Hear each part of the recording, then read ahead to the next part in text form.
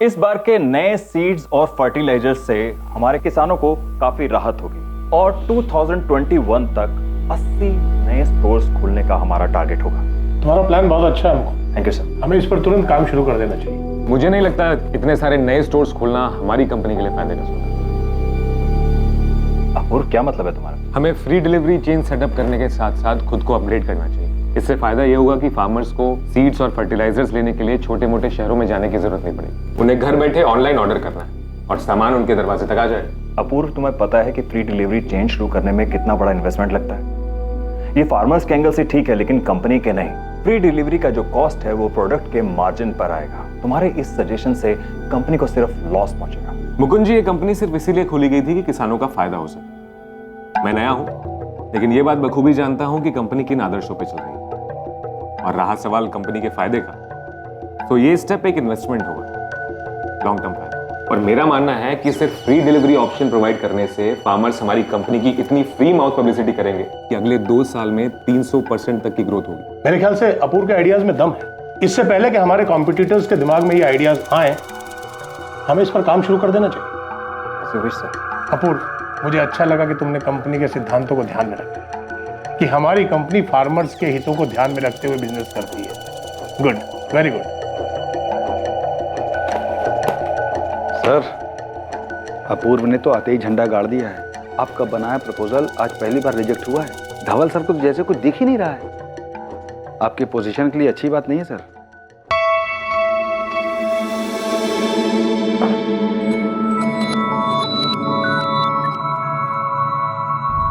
आपको वाकई मेरा आइडिया पसंद आया, या फिर आपने मेरी साइड सिर्फ इसलिए ली क्योंकि मैं आपका बेटा हूं? क्योंकि मुकुंद जी को तो आइडिया बिल्कुल पसंद नहीं आया। अपूर्व, मैंने तुम्हारे आइडिया को इसलिए सपोर्ट किया था क्योंकि वो हमारी कंपनी और हमारे फार्मर्स के लिए फायदेमंद है। उस काफसे के बच्चे का काम तमाम करना है। बहुत नाक में दम कर रखा है उसने। इस बार चार्ज थोड़ा ज्यादा बैठेगा सर। बोल कितना? 10 15 दिए, लेकिन मेरा नाम बाहर नहीं आना चाहिए। पकड़ा गया तब भी नहीं। अब बेफिक्र रहो साहब, काम भी हो जाएगा और नाम भी नहीं आएगा। ये 5 लाख एडवांस, बाकी काम होने के बाद। करना कब है? तुम तैयारी करो, डेट में बताता हूँ। यश, सो जा बच्चा। क्या हो गया? सो जा, सो जा। मम्मा थक गई। यश, क्यों रो रहा है? सो जाना। नींद नहीं आ रही है? हाँ, सो जाना। क्या हुआ यश? सो ही नहीं रहा है। आजा आजा बच्चा, आजा आजा मेरे पास आओ। आज पापा सुलाएंगे बच्चे को, हैं?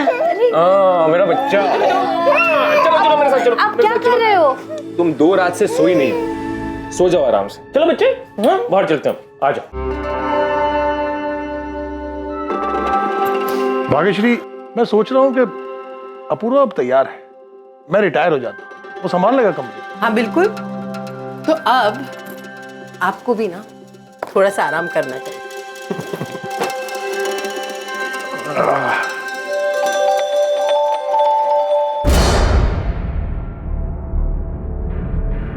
Good boy. चले अपूर्व, हो गया नाश्ता? जी बाबा, बस। खाना गोपाल के हाथों भिजवा दूंगी। ठीक चलो बेटा। Bye bye. Bye Yash, bye बेटा।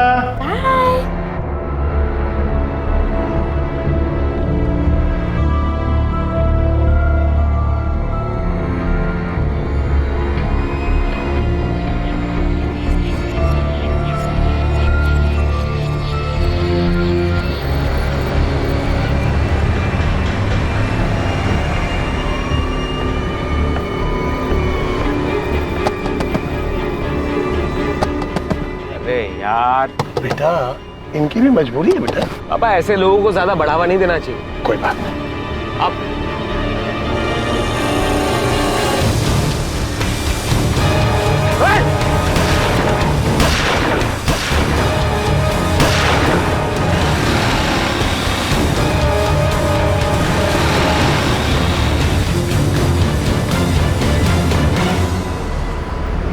पापा, पापा।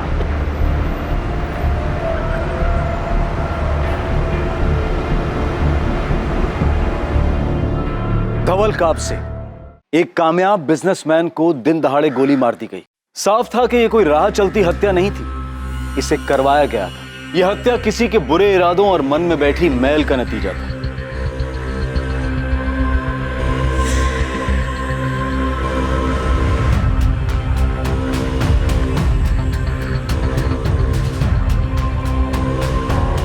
सर 4 गोलियां मारी गई है, पॉइंट ब्लैंक रेंज से। ज्यादा खून बह जाने से कार्डियक अरेस्ट हुआ और विक्टिम की मौके पर डेथ हो गई। जिस तरह से ये काम किया है प्रोफेशनल किलर ही होगा, बचने का कोई चांस ही नहीं। चारों गोलियां लोकल मेड गन की लगती हैं सर। चारों गोलियां सीने में मारी गई हैं।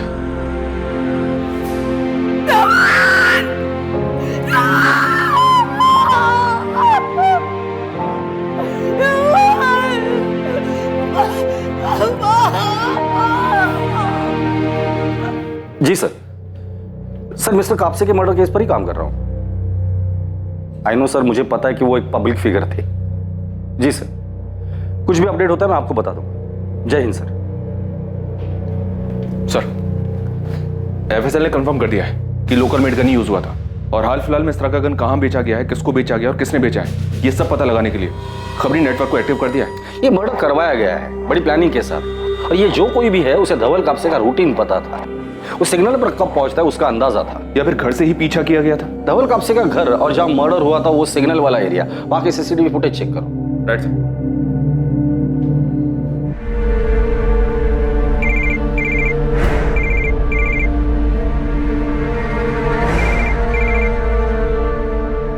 क्या हुआ?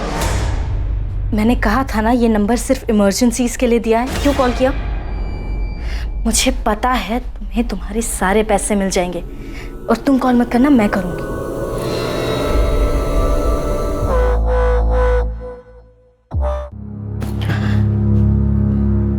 मम्मी ने दूध पिया? नहीं, सोने की कोशिश कर रही हैं। जानवी क्या हो गया है? ऐसा लगता है जैसे कोई बुरा सपना देख रहा हूं। मैं छोड़ूंगा नहीं उन्हें जिसने भी पापा को।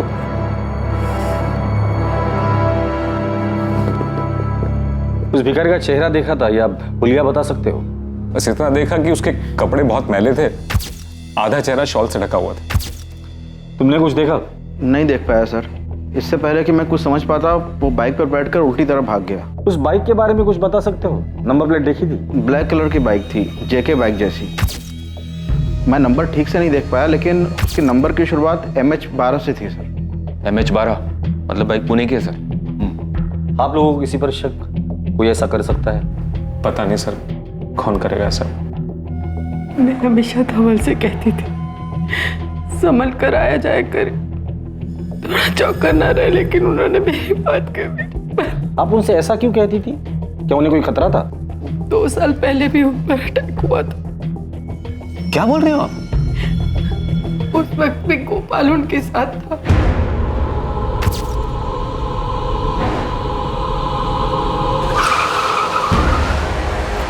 ये क्या हो रहा है? कौन है ये लोग? बाहर निकल! हट! कौन हो तुम लोग? क्या कर रहे हो? छोड़ो मुझे! भाई हमने क्या गलती की है? छोड़ो मुझे! ये सिर्फ वार्निंग है, नेक्स्ट टाइम सीधा तेरे भेजे में लगेगी, समझा? चल निकल। इतनी बड़ी बात हो गई और किसी ने मुझे कुछ बताया तक नहीं। पापा नहीं चाहते थे कि तुम परेशान हो। पापा पर किसी ने हमला किया, उन्हें डराया, धमकाया, तो किसी ने पुलिस कंप्लेंट क्यों नहीं की? मैंने कहा था धवल से, उसने बड़े ऑफिसर से बात भी की थी, उन्हें पुलिस प्रोटेक्शन मिली थी। 6 महीने बाद उन्हें लगा कि सब ठीक है तो उन्होंने प्रोटेक्शन हटवा दी। आपको पता ही ये हमला किसने किया था? धवल को शक था कि इसके पीछे सारंग सिंह और संजय जगताप का हाथ हो सकता है। वो बिजनेसमैन, उन दोनों का भी सेम बिजनेस है। पर धवल जी को ऐसा क्यों लगा था कि वो हमला संजय या सारंग ने किया होगा? 2 साल पहले धवल ने महाराष्ट्र में 5 राइस मिल शुरू किए थे। उसकी वजह से संजय और सारंग को बिजनेस में बहुत लॉस हुआ था और वो दोनों बहुत नाराज थे। क्या धवल भाव, किसानों के लिए पहले ही आपने फर्टिलाइजर और मिट्टी के रेट मार्केट में कम कर रखे। आप तो अच्छा खासा कमा रहे हो, लेकिन हमारे बिजनेस में नुकसान हो रहा है। और अब ये 5 राइस मिल खोलने की क्या जरूरत थी? पैसा तुम्हारा है भाव, खोला तो खोला। और उन किसानों से इतना महंगा धान क्यों लेना? तुम्हारी वजह से कोई भी किसान अपनी फसल बेचने को तैयार नहीं है किसी और को। देखो, मैंने ये बिजनेस किसानों को सपोर्ट करने के लिए ही शुरू किया था। आज उनकी वजह से मेरा बिजनेस अच्छा चल रहा है, तो उन्होंने जो मुझे दिया वो मैं उन्हें वापस लौटा। लेकिन आपके दान धर्म से हमारे धंधे में नुकसान होता है, उसका क्या? हमारे लिए तो यही सही होगा कि तुम अपना बिजनेस प्लान बदलो, हमारा साथ दो, ना कि उन गरीब किसानों का। अगर मैं मना कर दूं तो? क्या तकलीफ है धवल भाव? हाँ, अगर आपको कुछ हो गया तो हमको भी फिक्र होगी।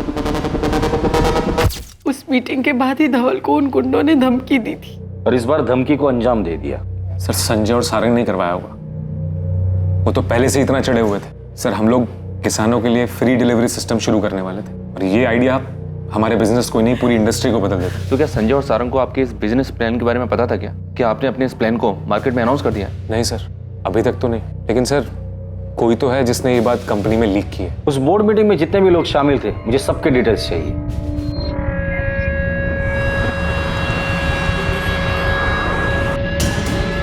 एग्रीकल्चर इंडस्ट्रियलिस्ट धवल कापसे की हत्या की खबर से पूरा शहर हिल गया है। जब उनकी कार पुणे शहर के संगम नगर एरिया के ट्रैफिक सिग्नल पर खड़ी थी, तभी उन्हें दिन दहाड़े गोली मार दी गई। सूत्रों के हवाले से खबर आ रही है कि गोली मारने वाला भिखारी के वेश में आया था। क्राइम ब्रांच पर केस को जल्द से जल्द सॉल्व करने का प्रेशर है। हमारे सूत्रों के अनुसार कुछ संदिग्धों के नाम भी सामने आए हैं। दिन दहाड़े हुए इस हत्याकांड से प्रशासन भी सख्ते में है। क्राइम ब्रांच पर कातिल को पकड़ने के लिए और भी ज्यादा दबाव बढ़ गए हैं। धवल कापसे की हत्या से पूरा राज्य शोक के माहौल में है। उनके ना रहने से किसानों को सबसे बड़ा नुकसान होगा, क्योंकि धवल कापसे किसानों के सबसे बड़े समर्थक और हिमायती थे।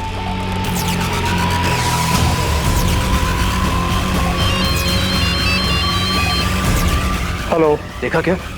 टीवी पे धवल कापसे के मर्डर की न्यूज़ दिखा रहे हैं।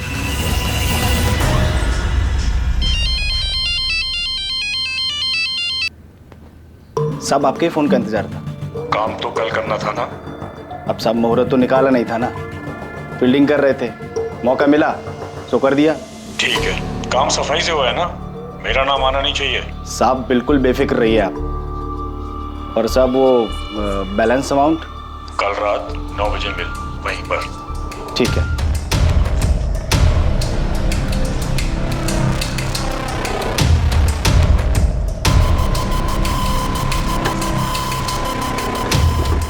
एग्रीकल्चर इंडस्ट्रियलिस्ट धवल कापसे की हत्या की खबर से पूरा शहर हिल गया है। जब उनकी कार पुणे शहर के संगम नगर एरिया के ट्रैफिक सिग्नल पर खड़ी थी, तभी उन्हें दिन दहाड़े गोली मार दी गई। सूत्रों के हवाले से खबर आ रही है कि गोली मारने वाला भिखारी के वेश में आया था। ऐसा लग रहा था कि हत्या के पीछे कई खिलाड़ी थे। इस हत्या के पीछे का मकसद एक रहस्य था, जिसका पता लगाने के लिए पुलिस को भी काफी मेहनत करनी थी।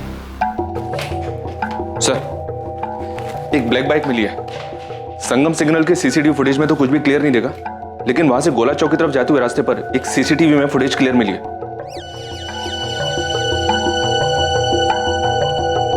यही बाइक है सर। अगर प्रोफेशनल किलर्स हैं तो नंबर प्लेट भी फर्जी होगा सर। धवल कापसे के बिजनेस राइवल संजय और सारंग बुलाकर लेकर उन्हें बात करके देखते हैं, पता तो चल जाएगा कौन कितने पानी में है। साहब साहब, बोल गणेश, क्या खबर है? साहब वो गन सेलर जिसने गन बेची थी वो मिल गया है। नाम क्या उसका? लक्ष्मण खुरपे नाम है सर, यही शंभूवाड़ी में रहता है, घर से ही ऑपरेट करता है।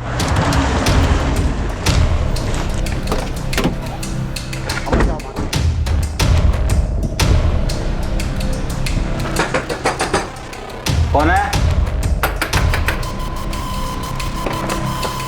कैसे ले सर? तलाशी लो करके। साहब ये सब क्या किया मैं? ऐसे सारा घर क्यों छाने साहब? सामने सीधा आदमी है। 2 मिनट रुक जा, तब पता चल जाएगा।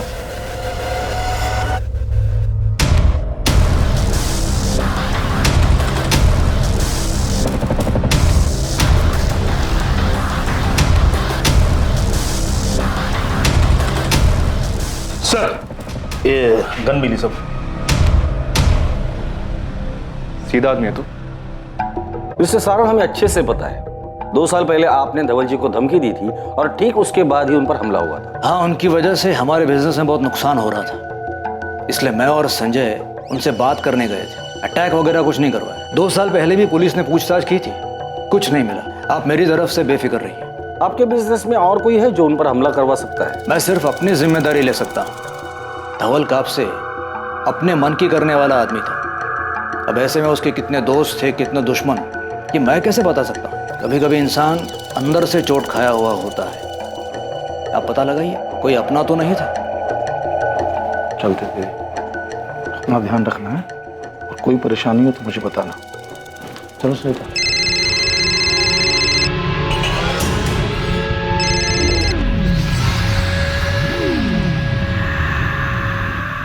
जा रहे हैं मामा जी? हाँ बेटा, तो दिल्ली की फ्लाइट है, कुछ काम है। कोई भी जरूरत हो तो मुझे फोन करना। चलो। अपूर्व, चलिए यार मैं भी चलता हूँ। चलो। कुछ खाया माने? हम क्या हुआ जानवी? किसका फोन आ रहा है? कुछ नहीं, वो रॉन्ग नंबर है। मैं यश को देख के आती हूँ, वो जाग गया होगा ना। अपूर्व ने किसानों के लिए फ्री डिलीवरी सिस्टम शुरू करने के लिए एक प्लान सजेस्ट किया था सर। पूरा प्रपोजल पढ़ने के बाद मुझे मालूम चला कि सर बहुत ही ब्रिलियंट आइडिया था सर। अगर ये प्लान ऑपरेशन में आ जाता तो सर हमारी कंपनी बाकी कंपटीटर से बहुत आगे निकल जाती। अच्छा मोहन जी, बाहर वालों के अलावा कंपनी में कोई ऐसा है जो मनीवन धवल जी से बैर रखता हो? अपूर्व ने तो आते ही झंडा गाड़ दिया है। आपका बनाया प्रपोजल आज पहली बार रिजेक्ट हुआ है। धवल सर को तो जैसे कुछ दिख ही नहीं रहा है। बोलिए मुकुंद जी, क्या जानते हैं? सर देखिए, मैं मर्डर के बारे में कुछ नहीं जानता हूँ सर, लेकिन हाँ, धवल सर ने कुछ दिन पहले एक एम्प्लॉय को ऑफिस से बाहर निकाल दिया था। किसको? सर जयेश, धवल सर का साला। तुमने क्या सोचा जयेश कि तुम फर्टिलाइजर में मिलावट करके बेचते रहोगे और मुझे पता नहीं लगेगा? कितना भरोसा करके मैंने डिस्ट्रीब्यूशन डिपार्टमेंट तुम्हें सौंपा था और तुम मुझे ही लूट रहे हो। सॉरी जीजा जी, मुझे पैसों की सख्त जरूरत थी। पैसों की जरूरत थी तो मुझसे पैसे मांगते, अपनी बहन से मांग लेते। मुझे माफ कर दीजिए, एक बार भरोसा कीजिए मेरे ऊपर। मैं माफ कर रहा हूं, इसीलिए तुम्हें सिर्फ जॉब से निकाल रहा हूं, लेकिन तुमने जो भी चोरी की है वो सारा पैसा तुम्हें कंपनी में जमा करना होगा, वरना मुझे पुलिस कंप्लेंट करनी होगी। मैं गलत बात को नजरअंदाज नहीं कर सकता। जीजा जी, तुम जा सकते हो।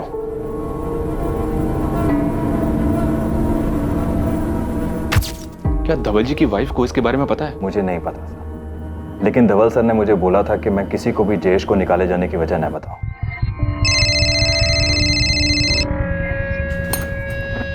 तुम बार बार कॉल क्यों कर रहे हो? मैडम एक हफ्ता हो गया काम हुए, अभी तक पैसा नहीं मिला मुझे। हाँ तो बात को थोड़ा समझो ना, माहौल थोड़ा शांत होने दो। मैडम अब ये सोचना मेरा काम थोड़ी है, मुझे मेरे बाकी के पैसे चाहिए। तुम्हारे पैसे लेके मैं कहीं भाग नहीं जा रही हूँ, तो इसलिए शांत रहो, अपना मुंह बंद रखो और मुझे दोबारा कॉल मत करना, समझे? क्या हुआ? किसका फोन था? पंकज का। क्या बोला? उसे अपनी बैलेंस अमाउंट चाहिए, मैंने 3-4 दिन रुकने को कहा है। अब ये कोई नया बखेड़ा ना खड़ा करते। तुम टेंशन मत लो, मैं हूं ना, मैं संभाल लूंगी। हम दोनों के अलावा और भी लोग हैं जो धवल भाऊ की कंपनी की वजह से नुकसान में चल रहे हैं, तो ऐसे में दुश्मनी तो किसी की भी हो सकती है। पर आप दोनों के अलावा उन्हें धमकी देने और कोई नहीं गया था। हमारा उनसे मिलना एक कोइंसिडेंस था, उसके कुछ ही दिन बाद उन पर अटैक हो गया। अब जाहिर है उनको तो यही लगता है कि अटैक हमने करवाया, लेकिन कोई प्रूफ नहीं है, ना उनके पास था ना आपके पास है।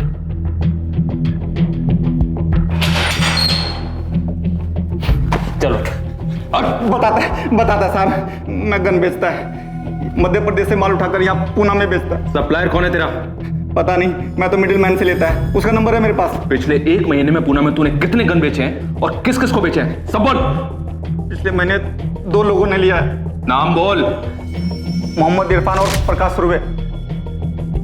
बाकी डिटेल्स जल्दी बोल लक्ष्मण, बोल। सर, जिस बाइक पर शूटर भागे थे उस बाइक के ओनर का पता चल गया, किसी सुबोध मंडल के नाम पर है। एड्रेस मिला? जी हाँ सर, उसके घर एक टीम भेज दी मैंने। गुड। और ये गन सेलर लक्ष्मण, उसने कुछ कहा? उसने 2 लोगों का नाम बताया सर। नहीं, कुछ भी छूटना नहीं चाहिए। पॉसिबिलिटी है कि ये लक्ष्मण इसी मर्डर केस से कनेक्टेड हो। और सर, ये धवल जी का साला जयेश, इसको धवल जी ने 6 महीने पहले काम से निकाला था। ये कंपनी में घोटाला कर रहा था, लेकिन इस बात को अंदर ही अंदर दबा दिया गया था। जयेश को बोलो, बात करते। वो अभी दिल्ली में है सर, परसों पुणे आ रहा है, मैंने बुलाया उसे। एक काम करो, धवल जी के फैमिली मेंबर्स के सबके कॉल डिटेल्स निकालो, शायद वहीं से हमें कुछ मिल जाए। Right sir. सर, ये बाइक का मालिक Subodh Bhave. MH12 AF145H bike तुम्हारी है? हाँ साहब। ये बाइक एक मर्डर में इस्तेमाल हुई है। सच सच बता, क्या किया तूने? क्या बात कर रहे हैं साहब, पिछले महीने मेरी बाइक चोरी हो गई थी, मैंने कंप्लेंट भी किया था। कौन से पुलिस स्टेशन में? MS नगर पुलिस स्टेशन।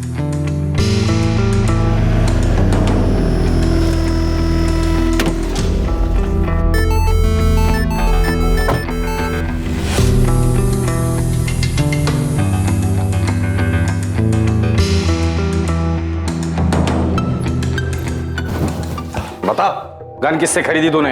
लक्ष्मण नाम है सर उसका। उसी गन से मर्डर किया ना? नहीं सर, वो गन तो जैसे लिया था वैसे रखी है सर। झूठ मत बोल, लक्ष्मण ने हमें तेरे बारे में सब कुछ बता दिया है। चल बोल। सर मैंने कुछ नहीं किया सर, मैं अपने दोस्तों को दिखाने के लिए रखा था वो गन। क्या बकवास कर रहा है? मुझे फट्टू फट्टू बोलते थे और मुझे बोलते थे कि तू डरपोक है, तू कभी गन नहीं पकड़ सकता। इल्लीगल गन खरीदने को तू खेल समझता है? मुझसे गलती हो गई, मुझे माफ कर दीजिए सर। मैं अपने दोस्तों के बहकावे में आ गया सर। गन क्यों खरीदी थी? अब बेफिक्र रहो साहब, काम भी हो जाएगा और नाम भी नहीं आएगा। ये 5 लाख एडवांस।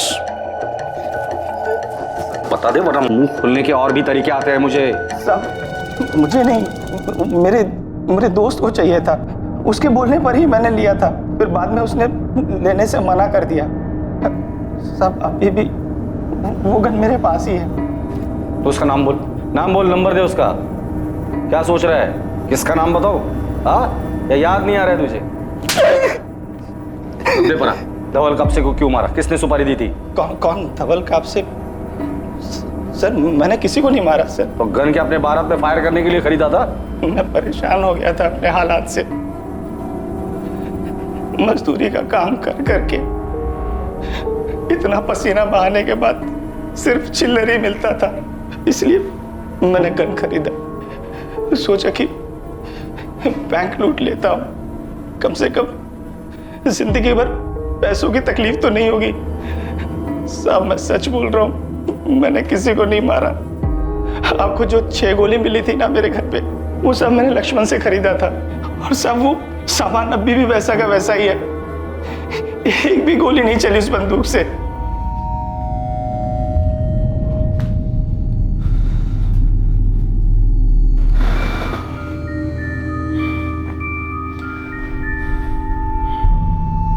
यार अब बर्दाश्त के बाहर हो गया ये धवल का नाटक। हाँ यार, कुछ इंतजाम करना पड़ेगा उसका।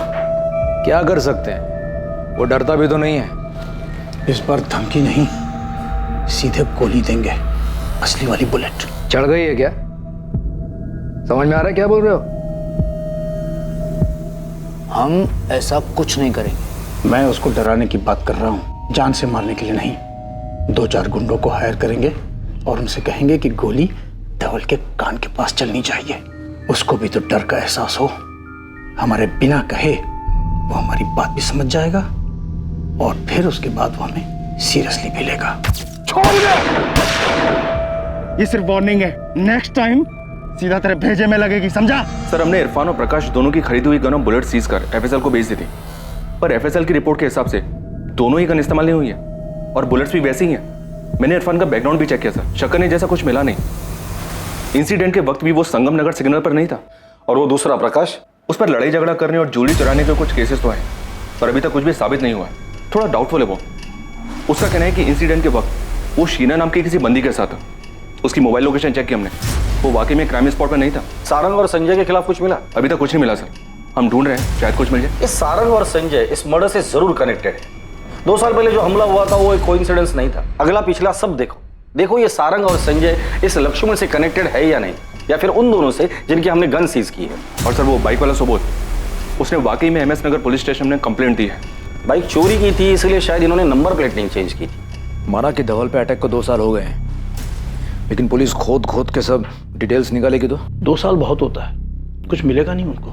लेकिन हमें सावधान तो होना ही पड़ेगा, पुलिस नजर रखेगी हम पे। अब क्या करें? हमें शांत रहना है, कुछ उल्टा सीधा नहीं करना है और घबराना भी नहीं है।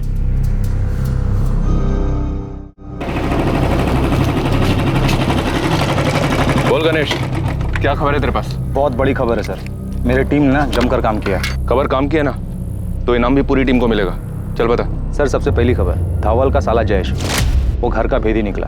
धवल के बिजनेस राइवल सारंग सिंह के यहाँ काम करता है। कब से?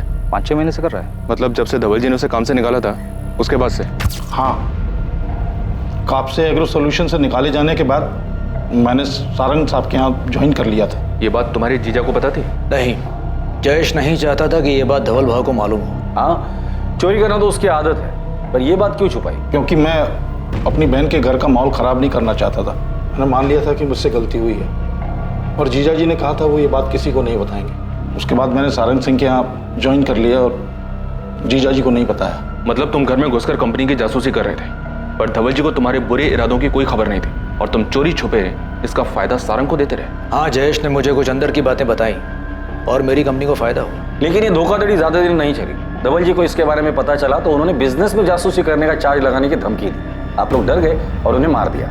जयेश, तुमने फ्रॉड किया, उसके बाद तुम निकाले गए, फिर तुमने अपने जीजा के बिजनेस राइवल से हाथ मिलाया, तुम्हें तब भी चैन नहीं मिला, तो तुमने किस्सा ही खत्म कर दिया। आप भूल रहे हैं कि वो मेरे एक्स बॉस थे, लेकिन मेरी बहन के पति भी थे और मैं अपनी बहन से बहुत प्यार करता हूँ। सर अब दूसरी खबर, अपूर्व के जिगरी दोस्त उमेश की।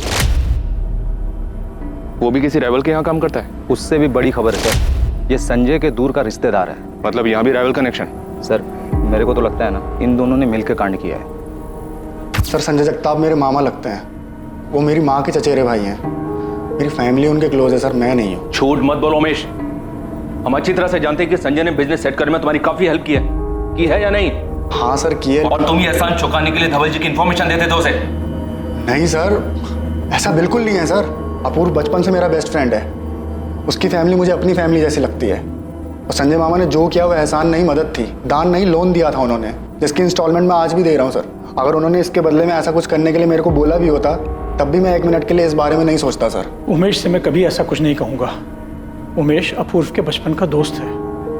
उमेश की फैमिली और मेरे बीच अच्छे रिलेशंस हैं, पर उमेश अपूर्व की फैमिली से ज़्यादा क्लोज है। चलो मान लिया ये मर्डर आप लोगों ने प्लान नहीं किया था, लेकिन मैं अच्छे से जानता हूँ 2 साल पहले जो हमला हुआ था वो आप लोगों ने ही करवाया था। हाँ, वो अटैक हम नहीं करवाया था, पर सिर्फ धमकाने के लिए। मर्डर करने का हमारा कोई इरादा नहीं था और ना ही उस मर्डर में हमारा कोई हाथ है।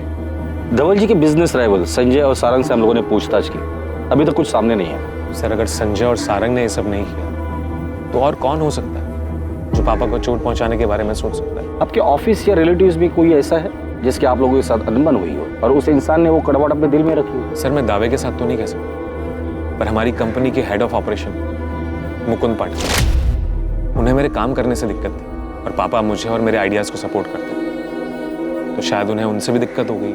ये सच है, अपूर्व को काम की समझ नहीं है। अगर वो धवल सर का बेटा नहीं होता तो शायद इस कंपनी में उसे काम करने का मौका नहीं मिला होता। और आप ये भी सोचिए कि मुझे अगर प्रॉब्लम अपूर्व से थी तो मैं अपूर्व को मारता ना, धवल सर को नुकसान नहीं पहुंचाता। शायद आप मारना अपूर्व को ही चाहते थे, लेकिन गलती से धवल जी की मौत हो गई। झूठ है ये सब, ऐसा मैंने कुछ नहीं किया। अगर आपको ऐसा लगता है इन सबके पीछे मेरा हाथ है तो आप सबूत लाइए, मैं आपके पास खुद आ जाऊंगा जहां आप बोलेंगे। सर एक और खबर है, इन दोनों से ज्यादा बड़ी और ज्यादा चौंकाने वाली। क्या? सर आपने मेरे को बोला था कि कापसे फैमिली पर नजर रखो, मैंने रखी। धवल का बेटा अपूर्व अभी 6 महीना पहले 1 नंबर का सट्टेबाज था, सर के ऊपर बहुत बड़ा कर्जा था। और ये बात शायद किसी को अच्छी नहीं लगती। कहीं किसी ने अपूर्व का गुस्सा उसके पिता धवल कापसे के ऊपर तो नहीं निकाला, या फिर टारगेट अपूर्व था लेकिन मारे गए धवल कापसे। सर ये कापसे फैमिली तो बहुत कुछ दबाकर बैठी है।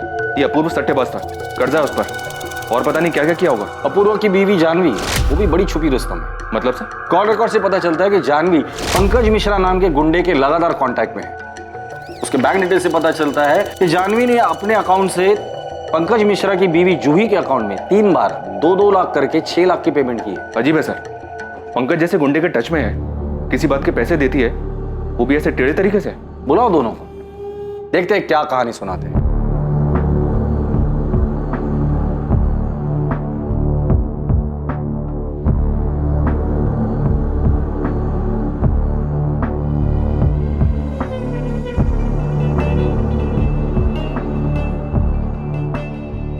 अपूर्व मैं घुमा फिरा कर बात नहीं करूंगा। मैं तुम्हारे बेटिंग, गैम्बलिंग और कर्जों के बारे में जानता हूं, इसलिए सीधे सीधे बता दे अपने पापा को क्यों मरवाया। सर क्या बकवास सवाल है? तुम्हारी बीवी पंकज मिश्रा को पैसे देती है, पता है तुम्हें? आपको कैसे पता? मतलब तुम्हें पता है? हाँ मैं पंकज को जानता हूँ, पर मैंने उसे किसी और को किडनैप करने को कहा था। किडनैप? किसे किडनैप करवाया तूने? करण शिंदे नाम है उसका, उसकी बीवी को, ताकि करण डर जाए। ये करण कौन है? कोई नाम का जर्नलिस्ट है, किसी लोकल न्यूज चैनल के लिए काम करता है। उसकी वाइफ को किडनैप क्यों करवाया? वो अपूर्व को ब्लैकमेल कर रहा था। क्या बोल रही हो तुम? ब्लैकमेल? किस बात के लिए? सर उसके पास मेरा एक वीडियो था एस्कॉर्ट गर्ल के साथ, और वो उसे ऑनलाइन करने की धमकी दे रहा था। मैंने बहुत मिन्नतें की सर उससे, पर वो मान ही नहीं रहा था। पैसे चाहिए थे सर उसे। तो पुलिस के पास क्यों नहीं गए? और मैटर खुद को ही सेटल करना था तो दे देते पैसे। सर मैं तैयार था, पर वो 10 करोड़ रुपए मांग रहा था। कहां से लाता सर 10 करोड़? और अगर दे भी देता तो उसका क्या भरोसा, डबल क्रॉस कर जाता तो उसे डराने के लिए तुमने गुंडे को हायर किया? हाँ सर, पंकज ने जर्नलिस्ट की वाइफ को किडनैप किया और जर्नलिस्ट को ब्लैकमेल करने लगा। मैंने अपने स्टिंग वीडियोस के सारे ओरिजिनल कॉपीज ले लिए। तुम्हारी बीवी भी इन्वॉल्व है? जिस आदमी ने करण की वाइफ को किडनैप किया वो मेरे मायके में ड्राइवर था। इस काम के लिए मैंने ही बात की थी उससे। तो मतलब अपूर्व एस्कॉर्ट्स के कांटेक्ट में है, ये बात तुम्हें पता थी? मैं जानती थी, नाराज थी और अपूर्व को छोड़ना भी चाहती थी, मगर फिर अपूर्व ने मुझसे वादा किया कि वो ये सारे गंदे काम, ये जुआ, दूसरी औरतें, ये सब छोड़ देगा। मैंने उसे माफ़ किया, बदलने का एक मौका दिया और वो बदला भी। मगर फिर 6 महीने बाद मुझे ये वीडियो मिला, किसी नाराज जर्नलिस्ट ने भेजा था। अपूर्व क्या है ये, क्या है ये? तुमने यश की कसम खाई थी कि तुम ये सब छोड़ चुके हो। अब तक अच्छाई का मुखौटा लगा के रखा था तुमने। जानवी मेरा यकीन करो, मैं सच में बदल गया। कैसे कर लूं तुम्हारा यकीन? जब ये देख रही हो तो कैसे करूं? ये वीडियो पहले की है, कोई इसे यूज करके मुझे ब्लैकमेल कर रहा है। तुम पहले ही मेरा विश्वास तोड़ चुके हो, क्यों करूं यकीन मैं? जानवी तुम जानती हो मैं बदल चुका हूँ। पहले मुझे फर्क नहीं पड़ता था इन सब चीजों से, लेकिन अब फर्क पड़ता है। तुम और यश मेरे लिए मायने रखते हो। मैं तुम्हें और यश को नहीं खोना चाहता। मेरा यकीन करो, ये वीडियो सच में पुराना वीडियो है। बहुत गुस्सा आया था मुझे, मैं सब छोड़कर जाना चाहती थी, पर फिर मुझे अपूर्व पर भरोसा हुआ। और आप जानती थी? नहीं, मुझे इस बारे में कुछ पता नहीं था, और ना ही धवल को। और अब ये तो जानती होंगी ना कि अपूर्व सट्टेबाज है। हाँ, जब हमें पता चला कि अपूर्व इन सब चीजों में पड़ा हुआ है तो हम सब बहुत हैरान थे। लेकिन अपूर्व सुधर गया है, वो सही रास्ते पर चल रहा है। ऐसे ही तो कोई सुधर नहीं जाता। अपूर्व कैसे सुधर गया? सर मुझे समझ आ रहा था कि मैं खुद अपनी जिंदगी बर्बाद कर रहा हूँ। घर में सब के सब मेरे लिए परेशान थे, लेकिन मेरी लत थी जो मेरा पीछा ही नहीं छोड़ रही थी। मैं कर्जे में डूबता चला जा रहा था। मैं नए पैसे उठाता पुरानी उधारी चुकाने के लिए, लेकिन वो पैसे भी डूब जाते और धीरे धीरे मुझ पे 5 करोड़ का कर्जा हो गया। और फिर एक दिन वही हुआ जिसका मुझे डर था। जिनसे मैंने उधार लिया था उन्होंने पापा को फोन कर दिया। 5 करोड़? तुझे पैसे की कीमत पता है अपूर्व? और तू मुझे कब बताता? 50 करोड़ होने के बाद? आपको बताने वाला था पापा। निकल जा मेरे घर से। मैं ऐसे जुआरी और सट्टेबाज को अपने घर में नहीं रखूंगा। पहले पैसे कमा, फिर पैसा उड़ाना। चल निकल मेरे घर से, अभी की अभी निकल जाओ। क्या कर रहे हैं आप? कहाँ जाएगा वो? बीवी है, बच्चा है उसका। जब ये गैम्बलिंग में पैसे लुटा रहा था तब नहीं सोचा उसने ये सब? पर वो कह रहा है ना कि गलती हो गई उससे। एक बार दूसरा मौका तो दीजिए उसे। ठीक है, 1 साल है इसके पास। इसका मतलब ये नहीं है कि मैं इसका कर्जा उतारूंगा। ये मेरे साथ ऑफिस चले, मेहनत करे और इंस्टॉलमेंट से अपना कर्जा चुकाए। अगर ये नहीं कर पाए तो चुपचाप इस घर से निकल जाए। सर मैं बहुत परेशान था। पापा ने मुझे आज तक डांटा तक नहीं था। मैंने सोचा कि अपनी लाइफ ऐसे ही बर्बाद करने से अच्छा है पापा के साथ काम करूं, और कुछ टाइम बाद फिर मैं अंदर से भी बदल गया। अपूर्व सच में बदल गया है सर। बस वो बदकिस्मत निकला कि उसका अतीत उसके आज के सामने आकर खड़ा हो गया। उस जर्नलिस्ट ने वो वीडियो भेजा जिससे छुटकारा पाने के लिए हमें पंकज की मदद लेनी पड़ी, और मैं उसी के पैसे चुका रही हूँ।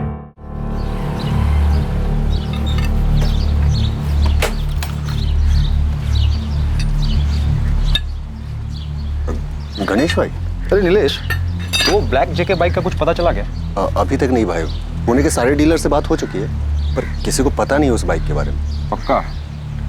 तूने तसल्ली कर ली हर जगह? हाँ भाई, एक काम करता हूँ, फिर से दोबारा से पूछ लेता हूँ लोगों से। देख ले, क्या पता तेरे से कुछ छूट गया हो। नीलेश एक बात बता, ये चोरी की गाड़ियाँ तो तेरे पास भी आती है ना? तू भी तो डील करता है ना? तो कहना क्या चाह रहा था? ये सब काम करना मैंने कब का छोड़ दिया है। 6 महीने हो गए उसे दूर होकर। अच्छा ठीक है, नाराज क्यों हो रहा है? जा सुन, काम मत छोड़, ढूंढता रहे, ठीक है? चल। सर एक बड़ा ब्रेक मिला है। क्या? शूटर और मास्टरमाइंड के बीच का लिंक मिला है। कहां से? कौन है वो? सर गणेश ने टिप दी कि संजय और सारंग शाइनिंग मून बार में अक्सर मिलते हैं, तो मैंने वहां के अंदर के सीसीटीवी फुटेजेस निकलवाए, वहीं से पता चला।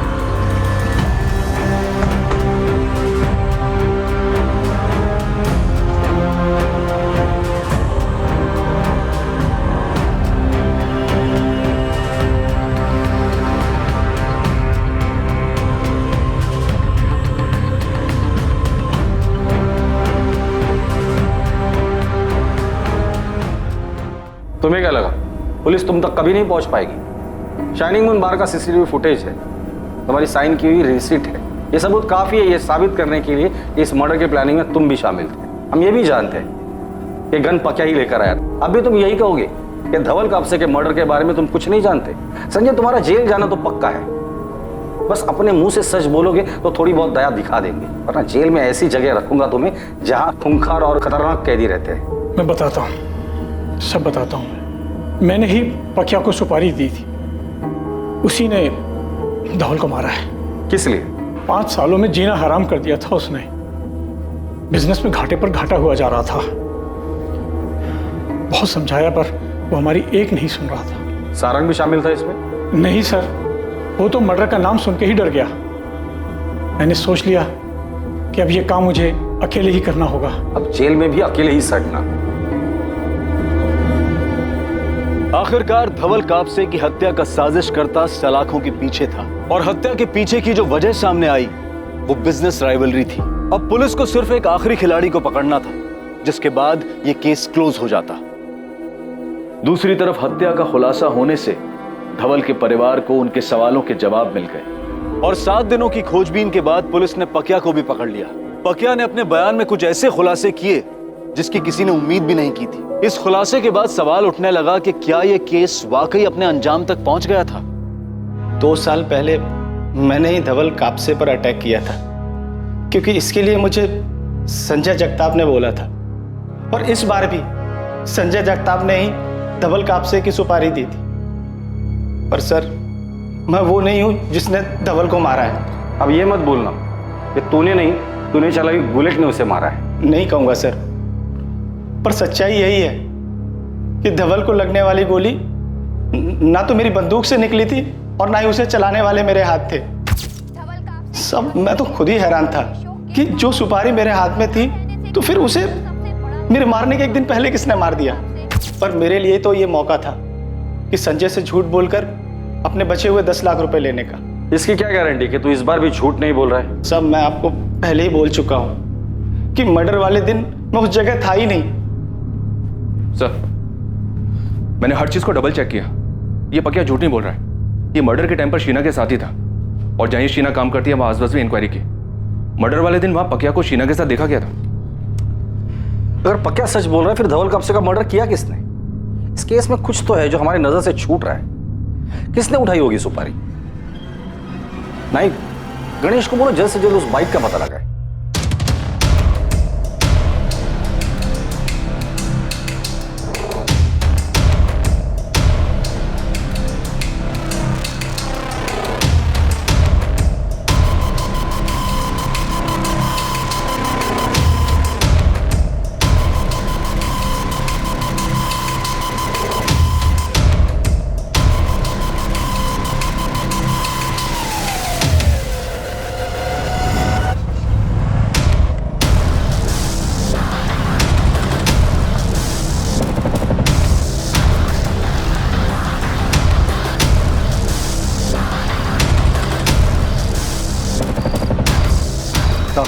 क्या रे, इतनी क्या खाई पड़ी तेरे को जो लगातार फोन कर रहा था? मुझे सही कीमत नहीं मिली साहब, सिर्फ 2 लाख मिली मुझे, जबकि आपने गगन को 20 लाख दिए थे। तो उसमें मैं क्या करूं? जाके उसी से मांगा था ना साहब, पर उसने मना कर दिया, और अब तो अंडरग्राउंड हो गया। साहब जैसे मारने गया था ना, पता नहीं था वो कितना बड़ा आदमी था, लेकिन अब पता है। तो 10 लाख और दे दो, सब कुछ भूल जाऊंगा। नहीं तो क्या करेगा तू? मैं पुलिस के पास जाऊंगा। साले ब्लैकमेल कर रहा है मेरे को? नहीं साहब, अब इतना बड़ा काम किया, ठीक से शगुन तो मिला नहीं, कम से कम विदाई तो दे दो। करोड़पति आदमी था धवल, 10 लाख के लिए इतना सोचा। कॉल करता हूं आपको, बता देना कहां हूं पैसे लेने।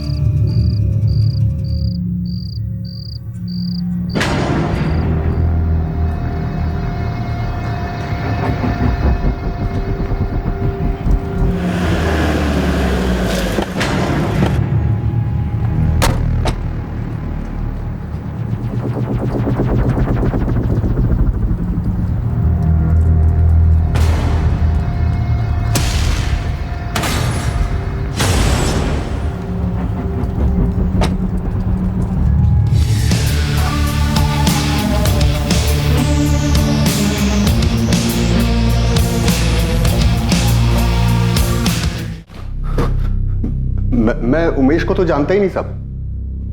गगन ने मुझे कांटेक्ट दिया था। कौन गगन? हिस्ट्री शीटर था साहब, उससे दोस्ती थी मेरी। धवल कापसे की सुपारी भी उसी ने उठा था। उस वक्त तो मुझे पता भी नहीं था कि हम किसे मारने जा रहे हैं, लेकिन बाद में जब टीवी पर न्यूज देखा तब जाकर मुझे समझ में आया कि गगन को इस सुपारी के ढेर सारे पैसे मिले, लेकिन मुझे वो 2 लाख में टरका दिया। मैंने उससे पूछा भी, तू ठीक नहीं कर रहा है गगन, मुझे मालूम है कम से कम तूने 15-20 पेटी उठाया होगा, मैं सिर्फ 5 मांग रहा हूं। देख, मेरे को जो देने का था वो मैंने दे दिया। वैसे भी मर्डर मैंने किया था, तू तो सिर्फ बाइक पे बैठा था, समझा? मैं साथ में नहीं था क्या? अब ये सब बात छोड़ो, सीधे सीधे मुझे पैसे दो, नहीं तो मैं सीधा जा रहा हूं पुलिस के पास। जा, तेरे को क्या लगता है वो तेरी आरती उतारेंगे? पहले तो तेरे को अंदर लेंगे, अच्छी खातिरदारी करेंगे।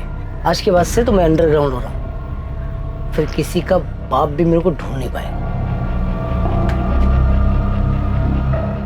उसके बाद वो गगन ने नीलेश को मेरा नंबर दे दिया और वो पैसों के लिए हाथ धोकर मेरे पीछे पड़ गया सर। इससे पहले भी मैंने सेटलमेंट्स वाले छोटे मोटे काम कराए हैं सर उससे।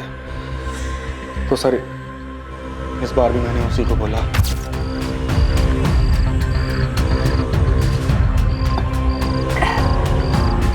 क्या बात है, बड़े दिनों के बाद याद किया? क्या करें, काम ही कुछ ऐसा है। मर्डर करना है। हो जाएगा। किसका करना है?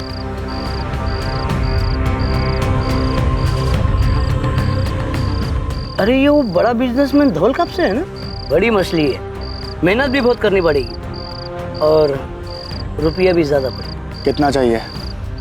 20 पेटी। मिल जाएगा। डन। मैंने उसे पैसे दिए और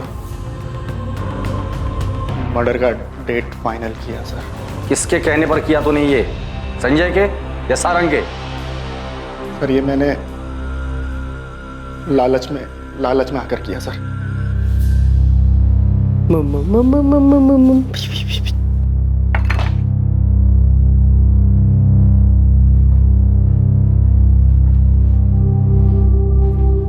क्या हुआ इंस्पेक्टर साहब, कोई और भी पकड़ा गया क्या? हाँ, एक और शूटर, पर उन लोगों ने ये काम नहीं किया था। उन लोगों ने नहीं किया तो फिर किसने किया था? संजय ने प्लान किया था, सुपारी भी दी, लेकिन उनके कुछ करने से पहले ही धवल जी को किसी और ने मरवा दिया। इस मर्डर के पीछे मास्टरमाइंड कोई और ही है। क्यों अपूर्वा, सही कहा ना मैंने? आप कहना क्या चाहते हैं? अपूर्वा, अपनी पत्नी और माँ को तुम खुद बताओगे या फिर हम बताएं कि अपने पापा को तुमने ही मरवाया? सर, आज तक मुझे किसी ने छुआ तक नहीं है और पापा ने सबके सामने, मेरी पत्नी के सामने मुझे थप्पड़ मार दी। 5 करोड़? आपको बताने वाला था पापा। निकल जा मेरे घर से। मैं ऐसे जुआरी और सट्टेबाज को अपने घर में नहीं रखूंगा। घर से बाहर निकाल रहे थे, बहुत बेइज्जती हुई थी उससे, तो मैंने भी बदला लेने की ठानी। और फिर तुमने उमेश से कहा? समझते क्या है वो खुद को, इतना बड़ा कारोबार है और मैंने मांगा क्या था?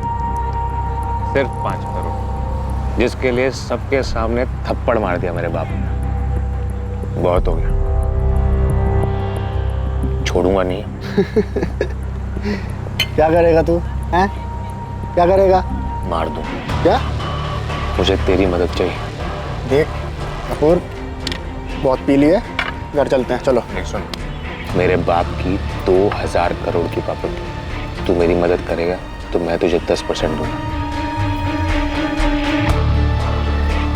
सर, मर्डर का सारा इंतजाम उमेश ने किया और मैं बस बदलने का दिखावा करता रहा ताकि सबकी नजरों में अच्छा बन जाऊं। तुम 2 रात से सोई नहीं, सो जाओ आराम से।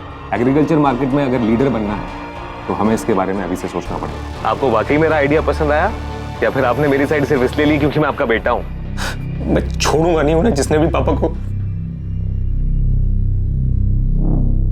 और धीरे धीरे पापा को भी यकीन हो गया कि मैं बदल गया हूं। उन्होंने ऑफिस में भी मुझे वो इज्जत देनी शुरू कर दी थी।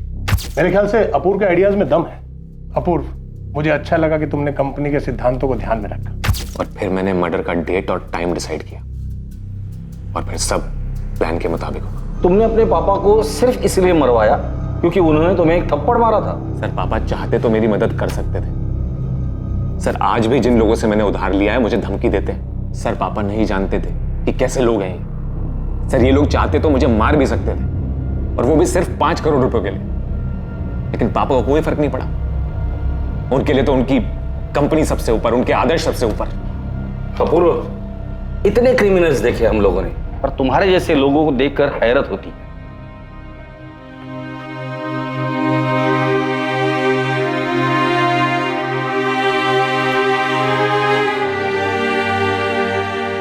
धवल इंसान पहचानते थे। उन्होंने हमेशा कहा कि अपूर्व भरोसे के लायक नहीं, उससे कोई उम्मीद ना रखो। लेकिन माँ का दिल है ना, मानता ही नहीं था। आज मैं गलत साबित हो गई। नहीं मम्मी, आपने और पापा ने हमें हमेशा बहुत सारा प्यार दिया। पापा पता नहीं कितने लोगों के इंस्पिरेशन थे। उनका खुद का बेटा उनसे कुछ सीख नहीं पाया। इसमें आपकी गलती नहीं है, उसी की बदकिस्मती।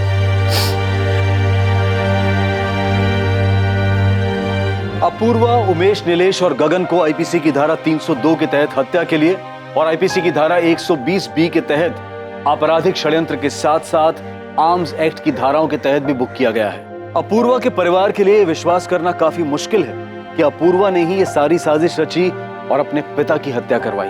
हमने असंभव को संभव होते सुना है, बुराई को अच्छाई में बदलते सुना है, लेकिन किसी चीज के लालच से इंसान में आया हुआ बदलाव अस्थिर होता है। किसी भी इंसान में बदलाव किसी चीज, वस्तु या लालच को पाने के इरादे से परे होना चाहिए। जब इंसान को खुद एहसास हो और उसे अंदर से बदलने की इच्छा हो, बदलाव तभी संभव है। क्राइम और आपके बीच में सिर्फ इतना फर्क है कि आप कितने सतर्क हैं। सतर्क रहें, सुरक्षित रहें। जय हिंद।